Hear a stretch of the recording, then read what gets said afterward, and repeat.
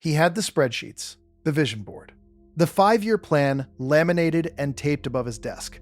Marcus had wanted to be rich his entire adult life. And at 43, he was broker than he'd been at 22. That's not bad luck. That's a pattern. And once you see it, you can't unsee it. There's a quiet trap hidden inside the desire for wealth. Not a moral trap, not a spiritual one, a mechanical one. The wanting itself is the malfunction. And the people who figure this out early tend to end up with everything. The ones who don't, they keep making vision boards. Here's where it starts. When Marcus was 26, he found a book about millionaire habits. He read it twice. He highlighted passages. He started waking up at 5 a.m. and journaling about his goals. "I want financial freedom," he wrote. "I want to never worry about money again." He felt productive, motivated, alive. But notice what he wasn't doing. He wasn't building anything. He wasn't solving any problem for any person. He was rehearsing a feeling, the feeling of wanting, and mistaking that rehearsal for progress. This is the first mechanism of the trap. Wanting feels like doing. The brain lights up in almost identical ways, whether you're planning to act or actually acting. Visualizing wealth releases a small, satisfying dose of dopamine, and that dose is just enough to take the edge off the hunger, just enough to make you feel like you're on the right track, without moving an inch. Psychologists call this substitution. You substitute the reward of the goal for the work of achieving it. And the more vividly you picture being rich, the house, the car, the freedom, the less urgency you feel to actually build anything. The fantasy is already paying you in feelings, in identity. In the story you tell yourself at dinner parties about where you're headed. Marcus told that story for 17 years. But there's a second mechanism, deeper and more destructive. And it has to do with what wanting to be rich actually means. What it reveals about how you see money and why that vision guarantees you'll repel it. Think about what the desire for richness is at its core. It's a desire for a state, a condition. You want to arrive somewhere and then stop. You want to cross a finish line called rich and finally rest. You want the problem of money to be solved permanently so you can stop thinking about it. That's not how wealth works. That's not how any of it works. The people who build lasting wealth, not lottery winners, not inheritance kids, but people who actually construct something from nothing. They don't think about being rich. They think about problems, inefficiencies, things that are broken and shouldn't be, markets that are underserved, people who need something they can't easily get. Their attention is pointed outward, at the world, not inward, at a desired bank balance. Jeff Bezos didn't wake up wanting to be rich.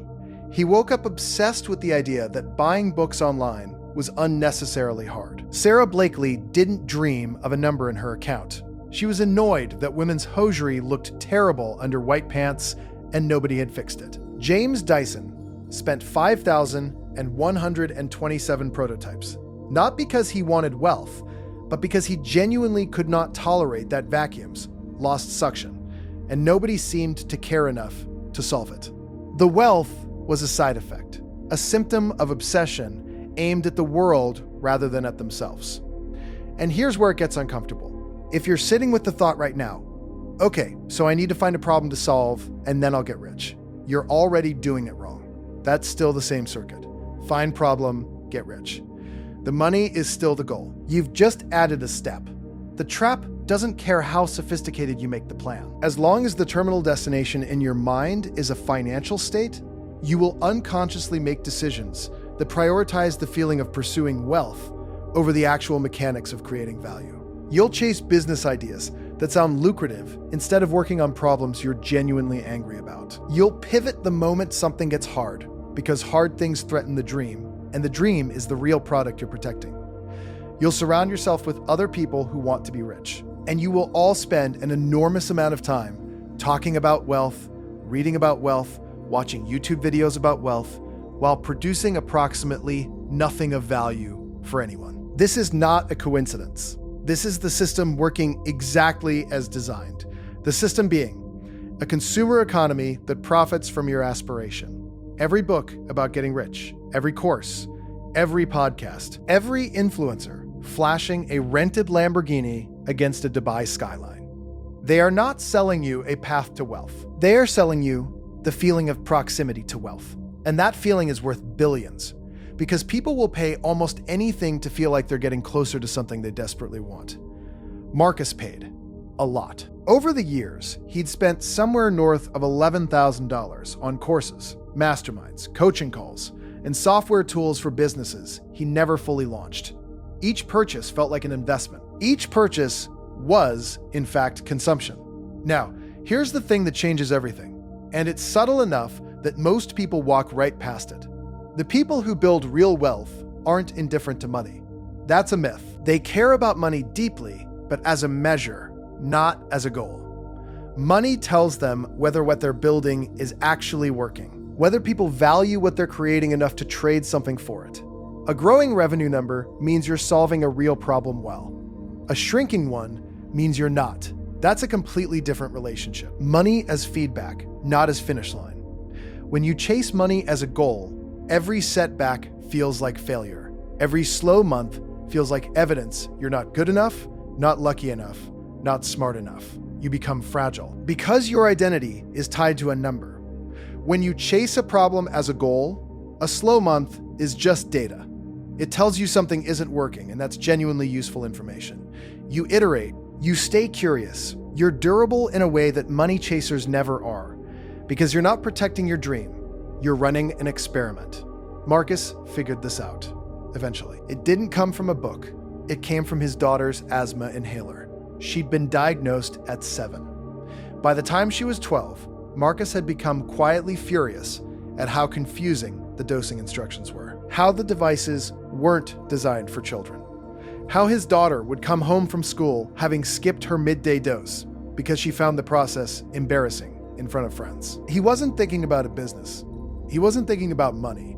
He was just a father who was angry about a specific, concrete, solvable problem. He started talking to other parents, then to pharmacists, then to pediatric pulmonologists.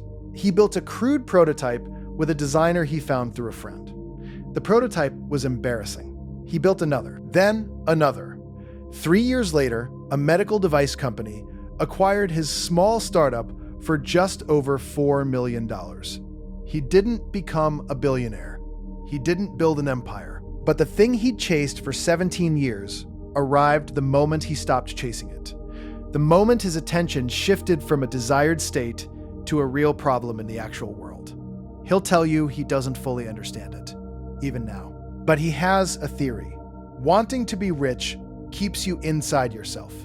It makes every decision a referendum on your worth, your progress, your timeline. It makes failure personal and unbearable. And it makes success feel perpetually one step away. Because the goal is a feeling, and feelings are never permanently achieved. Working on something real, something that genuinely matters to you and serves people who need it, that pulls you outside yourself. It makes failure impersonal and instructive. It makes time move differently, because you're not counting down to an imagined arrival. You're already somewhere. You're already doing something that matters. The money question almost becomes irrelevant. Not absent, not unimportant, but secondary, a result, not a reason. The bitter irony is this: the people most consumed by wanting to be rich are the ones working hardest to prevent it. Every hour spent wanting is an hour not spent building. Every fantasy rehearsal lowers the urgency to act. Every course purchased creates the identity of someone who is trying, which paradoxically reduces the discomfort that might actually push you to do something hard. You don't need more motivation to get wealthy. You need less focus on wealth. Find something broken. Find something that makes you genuinely angry. Find a person who has a problem they'd pay to have solved, and then be relentless about that. Not because it'll make you rich, but because you actually can't stand that the problem exists. Do that long enough, honestly enough, skillfully enough, and the spreadsheets become unnecessary. The money shows up, not as a reward, as a receipt.